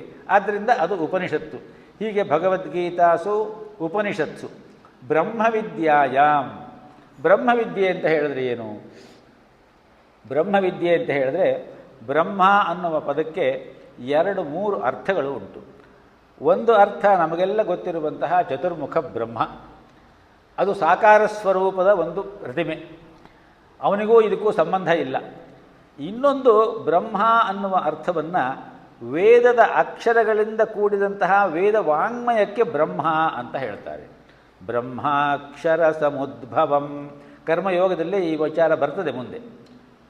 ಆ ಕರ್ಮ ಅಂತ ಹೇಳೋದು ಎಲ್ಲಿಂದ ಬಂತು ಅಂತ ಕೇಳಿದ್ರೆ ಬ್ರಹ್ಮದಿಂದ ಬಂತು, ವೇದಗಳಿಂದ ಬಂತು. ಬ್ರಹ್ಮ ಎಲ್ಲಿಂದ ಬಂತು ಅಂದರೆ ಬ್ರಹ್ಮ ಅಂದರೆ ಅಲ್ಲಿ ವೇದ. ಬ್ರಹ್ಮ ಅಕ್ಷರ ಸಮುದ್ಭವಂ, ಅಕ್ಷರ ಅಂತ ಹೇಳಿದ್ರೆ ಕ್ಷರ ನಾಶವಾಗುವ, ಅಕ್ಷರ ನಾಶವಾಗದೇ ಇರುವ ಆ ಪರಬ್ರಹ್ಮನಿಂದಲೇ ಬಂತು ಅನ್ನುವ ಮಾತನ್ನು ನೋಡ್ತೀವಿ. ಆದ್ದರಿಂದ ಬ್ರಹ್ಮ ಅಂತ ಹೇಳುವುದು ಒಂದು ಅರ್ಥದಲ್ಲಿ ಬ್ರಹ್ಮ, ಇನ್ನೊಂದು ಅರ್ಥದಲ್ಲಿ ವೇದ, ಇನ್ನೊಂದು ಅರ್ಥದಲ್ಲಿ ನಪುಂಸಕಲಿಂಗದಲ್ಲಿ ಪರಂ ಬ್ರಹ್ಮ ಅನ್ನುವಂತಹ ರೀತಿಯಲ್ಲಿ ಸಾಕ್ಷಾತ್ ಪರವಸ್ತು ಬ್ರಹ್ಮ ವಿಷ್ಣು ಮಹೇಶ್ವರ ಇವರನ್ನೆಲ್ಲ ಕಾರ್ಯಕ್ಕಾಗಿ ನಿಯೋಜಿತರಾದ ದೇವತೆಗಳು ಅಂತ ಹೇಳಿ ನಾವು ಪರಿಗಣಿಸಿದಾಗ ಕಾರಣ ಬ್ರಹ್ಮ ಇನ್ನೊಬ್ಬ ಇದ್ದಾನೆ. ಇವರ 3 ಜನರಿಗೂ ಮೇಲಿನವನೊಬ್ಬ ಇದ್ದಾನೆ, ಅವನೇ ಪರಬ್ರಹ್ಮ. ಆ ಪರಬ್ರಹ್ಮ ತತ್ವವನ್ನು ಈ ಗೀತೆ ತಿಳಿಸುತ್ತದೆ. ಇದರಲ್ಲಿ ಏನೇನು ಬರ್ತದೆ? ಜೀವ ಜಗತ್ತು ಜೀವೇಶ್ವರ. ಆತ್ಮ ಅನ್ನುವ ಪದ ಜೀವವನ್ನು ತೋರಿಸುತ್ತೆ. ಹಾಗೆಯೇ ಆತ್ಮಕ್ಕೂ ಮತ್ತು ಈ ಜಗತ್ತಿಗೂ ಏನು ಸಂಬಂಧ, ಈ ಜೀವಕ್ಕೂ ಮತ್ತು ಜೀವೇಶ್ವರನಿಗೂ ಏನು ಸಂಬಂಧ, ಈ ಜಗತ್ತಿಗೂ ಮತ್ತು ಜೀವೇಶ್ವರನಿಗೂ ಏನು ಸಂಬಂಧ, ಈ ಜಗತ್ತಿಗೂ ಮತ್ತು ಜೀವಕ್ಕೂ ಏನು ಸಂಬಂಧ, ಇದರ ಸಂಪೂರ್ಣವಾದಂತಹ ತಾತ್ವಿಕ ವಿಚಾರ ಇದರಲ್ಲಿ ಬರುವುದರಿಂದ ಇದು ಬ್ರಹ್ಮವಿದ್ಯೆ. ಇದನ್ನು ಅಧ್ಯಾತ್ಮವಿದ್ಯೆ, ಪರಾವಿದ್ಯೆ ಅಂತೆಲ್ಲ ಹೇಳ್ತಾರೆ. ಗೀತೆಯಲ್ಲೇ ಈ ಶಬ್ದಗಳು ಬರ್ತದೆ. ಅಧ್ಯಾತ್ಮವಿದ್ಯಾ ವಿದ್ಯಾನಾಂ ಅನ್ನುವ ಮಾತನ್ನು ವಿಭೂತಿ ಯೋಗದ 38ನೇ ಶ್ಲೋಕದಲ್ಲಿ ಶ್ರೀಕೃಷ್ಣ ಹೇಳ್ತಾನೆ. ವಿದ್ಯೆಗಳಲ್ಲೆಲ್ಲ ನಾನು ಆಧ್ಯಾತ್ಮ ವಿದ್ಯೆಯಲ್ಲೇ ಇದ್ದೇನೆ. ಆ ಆಧ್ಯಾತ್ಮ ವಿದ್ಯೆಯೇ ಬ್ರಹ್ಮವಿದ್ಯೆ. ಆದ್ದರಿಂದ ಉಪನಿಷತ್ಸು ಬ್ರಹ್ಮವಿದ್ಯಾಯಾಮ್, ಬ್ರಹ್ಮವಿದ್ಯೆಯನ್ನು ತಿಳಿಸಿಕೊಡುವುದು. ಇನ್ನೊಂದು ಯೋಗಶಾಸ್ತ್ರೇ. ಯೋಗಶಾಸ್ತ್ರ ಅಂತ ಹೇಳಿದ್ರೆ, ಯೋಗ ಅಂತ ಹೇಳಿದ್ರೆ ನಮಗೆಲ್ಲ ಗೊತ್ತು, ನಾವೆಲ್ಲ ಯೋಗ ಮಾಡ್ತೀವಿ. ಆದರೆ ಅದು ಅದರ ಒಂದು ಸಣ್ಣ ಸ್ವರೂಪ. ಯೋಗ ಅಂತ ಹೇಳುವುದು ಎರಡು ರೀತಿಯಲ್ಲಿ ಅರ್ಥೈಸ್ತಾರೆ ಅದನ್ನು. ಒಂದು ಯೋಗ ಅಂತ ಹೇಳಿದ್ರೆ ಕೂಡಿಸುವುದು, ಜೀವಾತ್ಮ ಪರಮಾತ್ಮ ಇದೆರಡನ್ನೂ ಕೂಡಿಸುವ ಯಾವ ಸೈನ್ಸ್ ಶಾಸ್ತ್ರ ಉಂಟು ಅದು ಯೋಗ. ಇನ್ನೊಂದು ವಿಸ್ತೃತವಾದ ಆ ಜೀವ ಮತ್ತು ಬ್ರಹ್ಮ ಐಕ್ಯಕ್ಕೆ ಕಾರಣವಾಗುವ ಸಾಧನಾ ಪಥದ ವಿಸ್ತೃತವಾದ ವಿವರಣೆ. ಆ ಯೋಗದಲ್ಲಿ ಬರುವುದೆಲ್ಲ ಅದೇನೆಯ ಯಮ ನಿಯಮ ಆಸನ ಪ್ರಾಣಾಯಾಮ ಪ್ರತ್ಯಾಹಾರ ಧಾರಣ ಧ್ಯಾನ ಸಮಾಧಿ. ಸಮಾಧಿಗೆ ಹೋಗಬೇಕಾದ್ರೆ ಬರೀ ಆಸನ ಅನ್ನುವಂತಹ ಮೂರನೆಯ ಆ ಒಂದು ರೂಪವನ್ನು ಇಟ್ಟುಕೊಂಡ್ರೆ ಆಗೋದಿಲ್ಲ. ಆದ್ದರಿಂದ ಮೊದಲು ಯಮ ಆಮೇಲೆ ನಿಯಮ. ಆದ್ದರಿಂದ ಇಲ್ಲಿ ಅದೆಲ್ಲವೂ ಚರ್ಚಿತ ಆಗಿದೆ. 6ನೇ ಅಧ್ಯಾಯದಲ್ಲಿ ಸಂಪೂರ್ಣ ಚರ್ಚಿತವಾಗಿರುವ ವಿಚಾರವೇ ಯೋಗಶಾಸ್ತ್ರದ ವಿಚಾರ. ಆದ್ದರಿಂದ ಶ್ರೀಮದ್ ಭಗವದ್ಗೀತಾಸು ಉಪನಿಷತ್ಸು ಬ್ರಹ್ಮವಿದ್ಯಾಯಾಂ ಯೋಗಶಾಸ್ತ್ರೇ ಶ್ರೀಕೃಷ್ಣಾರ್ಜುನ ಸಂವಾದೆ, ಕೃಷ್ಣಾರ್ಜುನರ ಡೈಲಾಗ್ ಆಗಿ ಇದು ಬಂದಿದೆ. ಅದರಲ್ಲಿ ಮೊದಲನೇ ಅಧ್ಯಾಯವು ಮುಗಿದಿದೆ ಅಂತ ಹೇಳಿಕೊಂಡು ಅಥ ದ್ವಿತೀಯೋಧ್ಯಾಯ ಅಂತ ಹೇಳಿ ಆ ಪಾರಾಯಣವನ್ನು ಮಾಡುವುದು, ಅಧ್ಯಯನವನ್ನು ಮಾಡುವುದು ಒಂದು ಪದ್ಧತಿ. ಆ ರೀತಿಯಲ್ಲಿ ಈಗ ಮೊದಲನೇ ಅಧ್ಯಾಯದ ವಿಚಾರವನ್ನು ನಾವು ಸೂಕ್ಷ್ಮವಾಗಿ ತಿಳಿದುಕೊಂಡು ಯಾವ ದೃಷ್ಟಿಯಿಂದ ಕೃಷ್ಣ ಉಪದೇಶ ಶುರು ಮಾಡ್ದ, ಅದಕ್ಕೆ ಪೀಠಿಕೆ ಏನು, ಅದಕ್ಕೆ ಅಡಿಪಾಯ ಏನು ಅನ್ನುವುದನ್ನು ತಿಳಿದುಕೊಂಡಾಯಿತು. ಬಹುಶಃ ನನಗನ್ಸುತ್ತೆ ಮುಂದಿನ ಅಧ್ಯಾಯಗಳನ್ನು ನಾವು ಕೇವಲ ಪಾರಾಯಣ ಮಾಡುವುದನ್ನೇ ಅಭ್ಯಾಸ ಮಾಡುವುದಕ್ಕಾಗಿಯೇ ವಿನಿಯೋಗ ಮಾಡಬಹುದೋ ಏನೋ ಅಂತ ಅನ್ನಿಸ್ತಾ ಇದೆ. ಯಾಕೆಂದರೆ ನಾನು ಒಂದು ಅಧ್ಯಾಯ ಹೇಳಲಿಕ್ಕೇ ನಿಮ್ಮ ಅಪ್ಪಣೆ ಇಲ್ಲದೇ ತುಂಬ ದಿವಸ ತಗೊಂಡ್ಬಿಟ್ಟಿದ್ದೀನಿ. ಆದ್ದರಿಂದ ಇದು ಹೀಗೆ ಹೋದರೆ, ಈ ಸ್ಪೀಡ್ನಲ್ಲಿ ಹೋದರೆ ನಮಗೊಂದು 5-6 ವರ್ಷ ಬೇಕಾಗ್ಬೋದು, ಆಗೋದಿಲ್ಲ ಅಂತ ಅನಿಸುತ್ತೆ. ಆದ್ದರಿಂದ ಪಾರಾಯಣ ಪ್ರಧಾನವಾಗಿ ಇಟ್ಟುಕೊಂಡು ಬೇಕಾದರೆ ನೀವು ಪ್ರಶ್ನೆಗಳನ್ನು ಕೇಳಿದ್ರೆ ಅದಕ್ಕೆ ಉತ್ತರ ಹೇಳುವಾಗ ಏನಾದರೂ ಒಂದು ಸ್ವಲ್ಪ ನಿಮ್ಮ ಮಧ್ಯೆ ಸಂವಾದ ಆದರೆ ಅದರಿಂದ ಏನಾದರೂ ಒಂದು ತಿಳಿವಳಿಕೆ ಹೊರಡಬಹುದು ಅನ್ನುವ ಅಭಿಪ್ರಾಯ ಇಟ್ಟುಕೊಂಡು ನಿಮ್ಮ ಮುಂದೆ ನಾನು ಈ ಮಾತನ್ನು ಹೇಳ್ತಾ ಇದ್ದೀನಿ. ತುಂಬ ದಿವಸನೇ ತಗೊಂಡ್ಬಿಟ್ಟಿದ್ದೀನಿ ನಾನು ಒಂದು ಅಧ್ಯಾಯ ಮುಗಿಸ್ಲಿಕ್ಕೇನೆಯ. ಆದ್ದರಿಂದ ಮುಂದಿನ ವಾರದಿಂದ ಈ 2ನೇ ಅಧ್ಯಾಯವನ್ನು ಹೇಳಿಕೊಳ್ಳೋಣ ಅನ್ನುವಂತಹ ಮಾತನ್ನು ಹೇಳಿ. ನಂದಲ್ಲ ಅದು ಭಗವಂತನಾದ ಕೃಷ್ಣನ ವಿಚಾರ. ನಾನು ಮೊದಲೇ ಹೇಳಿಬಿಟ್ಟಿದ್ದೀನಿ ನಿಮಗೆಲ್ಲರಿಗೂ, ನಾನು ಗೀತಾಶಾಸ್ತ್ರವನ್ನು ನಿಮಗೆಲ್ಲ ತಿಳಿಸಿಕೊಡುವಷ್ಟು ಪಂಡಿತನಲ್ಲ. ಆದರೆ ನನಗೊಂದು ಪ್ಯಾಷನ್ ಅಂತ ಇಂಗ್ಲೀಷ್ನಲ್ಲಿ ಏನೋ ಒಂದು ಹೇಳ್ತಾರಲ್ಲ, ಗೀತೆಯನ್ನು ತುಂಬ ವರ್ಷಗಳಿಂದ ಓದುವುದು. ಹಾಗೆ ಬೇಕಾದಷ್ಟು ಜನರಿಗೆ ಹೇಳಿಕೊಟ್ಟಿದ್ದೀನಿ. ಸರಿ, ಧರ್ಮ ಕರ್ಮ ಯೋಗದಿಂದ ನನಗೆ ಡಾಕ್ಟರ್ ಪ್ರಕಾಶ್ ಅವರ ಪರಿಚಯ ಆಯಿತು. ಸೊ ಅವರು ಕರೆದರು, ಬಂದಿದ್ದೀನಿ. ಹಾಗಾಗಿ ಎಷ್ಟು ದಿವಸ ಸಾಧ್ಯವಾಗುತ್ತೋ ಕೃಷ್ಣನ ಅನುಗ್ರಹ ಇರುವಷ್ಟು ದಿವಸ ಇದನ್ನು ಹೇಳಿಕೊಳ್ಳೋಣ. ಪಾರಾಯಣ ಮಾಡುವುದನ್ನು ಮುಖ್ಯವಾಗಿ ಕಲಿತುಕೊಳ್ಳೋಣ. ಇವಾಗ ನೋಡಿ, ನೀವೆಲ್ಲ ಪಾರಾಯಣ ಮಾಡಿದ್ರಿ, ತುಂಬ ಸುಂದರವಾಗಿಯೇ ಇನ್ನೊಂದು 10 ಸಾರಿ ಹೇಳ್ಕೊಂಡ್ಬಿಟ್ರೆ ನಿಮಗೆ ಅದು ತುಂಬ ಈಸಿಯಾಗಿ ಹೋಗ್ಬಿಡ್ತದೆ. ಆವಾಗ ಕಣ್ಣು ಮುಚ್ಚಿಕೊಂಡು ಪಾರಾಯಣ ಮಾಡ್ಬೋದು ನೀವು. ಸಾಮಾನ್ಯವಾಗಿ ಅದು ಪಾರಾಯಣದ ಆ ಓಘ ಬರಬೇಕಾದ್ರೆ ಪಾರಾಯಣ ಕಲಿತ್ಕೊಂಡ್ರೆ ಗೀತಾ ಜಯಂತಿ ಮುಂದಿನ ವರ್ಷ ಬಂದಾಗ ಒಂದು ಗೀತಾ ಜಯಂತಿಯ ಉತ್ಸವವನ್ನೇ ನಾವು ಮಾಡಬಹುದು ಎಲ್ಲರೂ ಸೇರಿಕೊಂಡು. ಈ ಒಂದು ಸತ್ಸಂಗದ ದೃಷ್ಟಿಯಿಂದ ನಾನು ಇಲ್ಲಿಗೆ ಬರ್ತಾ ಇದ್ದೀನಿ. ಸತ್ಸಂಗತ್ವೇ ನಿಸ್ಸಂಗತ್ವಂ, ನಿಸ್ಸಂಗತ್ವೇ ನಿರ್ಮೋಹತ್ವಂ, ನಿರ್ಮೋಹತ್ವೇ ನಿಶ್ಚಲಿತತ್ವಂ. ನಿಶ್ಚಲ ತತ್ವ ಬೇರೆ, ನಿಶ್ಚಲಿತ ತತ್ವ ಬೇರೆ, ಒಂದೇ ಕಡೆ ಇರುವುದು. ನಿರ್ಮೋಹತ್ವೇ ನಿಶ್ಚಲಿತತ್ವಂ, ನಿಶ್ಚಲ ತತ್ವೇ ಜೀವನ್ಮುಕ್ತಿ. ಅದು ಎಷ್ಟರ ಮಟ್ಟಿಗೆ ದಾರಿ ದೂರ ಇದೆ. ಧಾರುಣಿಯ ನಡಿಗೆಯಲ್ಲಿ ಮೇರುವಿನ ಗುರಿ ಇರಲಿ. ಮೇರುವಿನ ಗುರಿ ಇದ್ದಾಗ ದಾರಿ ದೂರವಿರಬಹುದು, ಕಾಲು ಕುಂಟಿರಬಹುದು. ಆ ಊರ ನೆನಪೇ ನಡೆಯಲು ನಿನಗೆ ಬಲ. ಅಲ್ಲಿಗೆ ಆ ನೆನಪನ್ನು ಆಗಾಗ ಮಾಡ್ಕೊಳ್ತಾ ನಾವು ಕುಂಟು ಕಾಲ ಆದರೂ ಕೂಡ ಡಿ ವಿ ಜಿಯವರೇ ಹೇಳದ ಒಂದು ಉದಾಹರಣೆ ಹೇಳ್ತೀನಿ. ಒಬ್ಬ ಊರು ಬಿಟ್ಟು ಹೋಗಿಬಿಟ್ಟಿದ್ದಂತೆ. ಅವನೇನೋ ಊರು ಬಿಟ್ಟು ಹೋದ, ಎಲ್ಲ ಅವನೇನೋ ಹಾಳಾಗಿ ಹೋದ, ಹಾಗೆ ಹೀಗೆ ಅಂತ ಅಂದ್ಕೊಳ್ತಾ ಇದ್ರಂತೆ. ಅವನು ಊರು ಬಿಟ್ಟು ಹೋದವನು ಯಾವುದೋ ಸಂದರ್ಭದಲ್ಲಿ ಏನೋ ಬೇಜಾರಾಯಿತು, ಮನೆ ಬಿಟ್ಟು ಹೋದ, ಸೈನ್ಯಕ್ಕೆ ಸೇರಿಕೊಂಡಂತೆ. ಸುಮಾರು ಒಂದು 15-20 ವರ್ಷ ಸೈನ್ಯದಲ್ಲಿ ಸೇರಿಕೊಂಡು ಬಹಳ ಒಳ್ಳೆಯ ರೀತಿಯಲ್ಲಿ ಸೈನ್ಯದಲ್ಲಿ ಕೆಲಸ ಮಾಡಿದಂತೆ. ಯುದ್ಧದಲ್ಲಿ ಭಾಗವಹಿಸಿ ಅವನಿಗೆ ಒಂದು ಕಾಲು ಕುಂಟಾಗಿಬಿಡ್ತಂತೆ. ಸರಿ, ಅವನಿಗೆ ಬೇಕಾದಂತಹ ಟ್ರೀಟ್ಮೆಂಟ್ ಎಲ್ಲ ಕೊಟ್ಟು, ಇನ್ನು ನೀನು ಸಂತೋಷವಾಗಿ ಇರು, ನೆಮ್ಮದಿಯಿಂದ ಯುದ್ಧ ಮಾಡಿ ದೇಶಕ್ಕೆ ಸೇವೆ ಸಲ್ಲಿಸಿದ್ದೀಯಾ, ನೀನು ಊರಿಗೆ ಹೋಗು, 15-20 ವರ್ಷ ಆಗಿದೆಯಲ್ಲ ಅಂತ ಹೇಳಿ ಅವನ ಹೈಯರ್ ಆಫೀಸರು, ಅವನ ವಿಚಾರ ಎಲ್ಲ ಗೊತ್ತಿದ್ದವರು ಹೇಳಿದ್ರಂತೆ. ಅವನಿಗೆ ಕಾಲು ಕುಂಟು. ಅವನು ಎಲ್ಲಿ ಯುದ್ಧರಂಗದ ಯಾವ ಕ್ವಾರ್ಟರ್ಸ್ನಲ್ಲಿದ್ದೋ ಅಲ್ಲಿಂದ ಅವನ ಊರಿಗೆ ಬರಬೇಕಾದ್ರೆ ತುಂಬ ದೂರ. ಆದರೆ ಆ ಊರಿನ ನೆನಪು ಅವನ ಕಾಲಿನ ಕುಂಟು ಅವನಿಗೇನು ತೊಂದರೆ ಕೊಡಲಿಲ್ವಂತೆ. ಆ ರೀತಿಯಲ್ಲಿ ಕಾಲು ಕುಂಟಿದ್ರೂ ಕೂಡ, ನಮ್ಮಲ್ಲಿ ಯೋಗ್ಯತೆ ಇಲ್ಲದೆ ಹೋದರೂ ಕೂಡ ನಾವು ಆ ಗುರಿ ಮುಟ್ಟಬೇಕು ಅನ್ನುವ ಆ ಉದ್ದೇಶವನ್ನು ಇಟ್ಟುಕೊಂಡ್ರೆ ಆ ವಿಷಾದದ ಹಿಂದೆ ಒಂದು ಕಾರಣ ಇರ್ತದೆ, ವಿಷಾದದ ಮುಂದೆ ಒಂದು ಉದ್ದೇಶ ಇರ್ತದೆ. ಆ ಉದ್ದೇಶ ಸಾರ್ಥಕ ಆಗಬಹುದು ಅಂತ ನನ್ನ ಅಭಿಪ್ರಾಯ. ಹಾಗಾಗಿ ಮುಂದಿನ ವಾರದಿಂದ 2ನೇ ಅಧ್ಯಾಯದ ಆ ಒಂದು ಪಾರಾಯಣದ ಕಲಿಕೆಯನ್ನು ಶುರು ಮಾಡೋಣ. ಈ ವಾರಕ್ಕೆ ಇಲ್ಲಿಗೆ ಕ್ಲೋಸ್ ಮಾಡೋಣ. ಓಂ ಪೂರ್ಣಮದಃ ಪೂರ್ಣಮಿದಂ ಪೂರ್ಣಾತ್ ಪೂರ್ಣಮುದಚ್ಯತೆ ಪೂರ್ಣಸ್ಯ ಪೂರ್ಣಮಾದಾಯ ಪೂರ್ಣಮೇವಾವಶಿಷ್ಯತೆ. ಓಂ ಶಾಂತಿ ಶಾಂತಿ ಶಾಂತಿ. ಶ್ರೀಕೃಷ್ಣಾರ್ಪಣಮಸ್ತು. ನಾವೆಲ್ಲ ಶಾಂತಿ ಶಾಂತಿ ಅಂತ ಹೇಳ್ತೀವಿ, ಆದರೆ ಪರ್ಟಿಕ್ಯುಲರ್ ಆಗಿ ನೋಡಿ ಅದೇ ಇರೋದು. ವೇದಕ್ಕೂ ವೇದಾಂತಕ್ಕೂ ವ್ಯತ್ಯಾಸ ಇರೋದು ಅಲ್ಲನೆಯ. ಈ ಈಶಾವಾಸ್ಯೋಪನಿಷತ್ತಿನ ಕೊನೆ ಮಂತ್ರ ಈ ಪೂರ್ಣಮದಃ ಪೂರ್ಣಮದಂ ಅಂತ ಹೇಳೋದು. ಈಶಾವಾಸ್ಯೋಪನಿಷತ್ತಿನ ಮಂತ್ರವನ್ನು ಹೇಳುವಾಗ ನಾವು ಅದಕ್ಕೆ ಇರುವಂತಹ ಸ್ವರವನ್ನು, ಎಲ್ಲ ಸ್ವರವನ್ನು ಕೆಳಗಡೆಗೇ ಹೇಳಬೇಕು. ಬಾಕಿಯಂತೆ ಸಹನಾಭವತು ಹೇಳುವಾಗ ಓಂ ಶಾಂತಿ ಶಾಂತಿ ಶಾಂತಿ ಅಂತೀವಿ. ಆದರೆ ಇದಕ್ಕೆ ಹೇಳುವಾಗ ಓಂ ಶಾಂತಿ ಶಾಂತಿ ಶಾಂತಿ. ಹಾಗಾಗಿ ಸ್ವರ ವ್ಯತ್ಯಾಸ ಆಗಬಾರ್ದು ಅನ್ನುವ ದೃಷ್ಟಿಯೇ ಕಾರಣವಾಗಿ ವೇದ ಹೇಳಿಕೊಡ್ಲಿಕ್ಕೆ ಕೆಲವು ನಿಯಮಗಳನ್ನು ಮಾಡಿದ್ದಾರೆ. ಅದೇನು ಯಾರಿಗೂ ನಿಷೇಧ ಅನ್ನುವ ಅರ್ಥ ಅಲ್ಲ, ಅಷ್ಟೇ.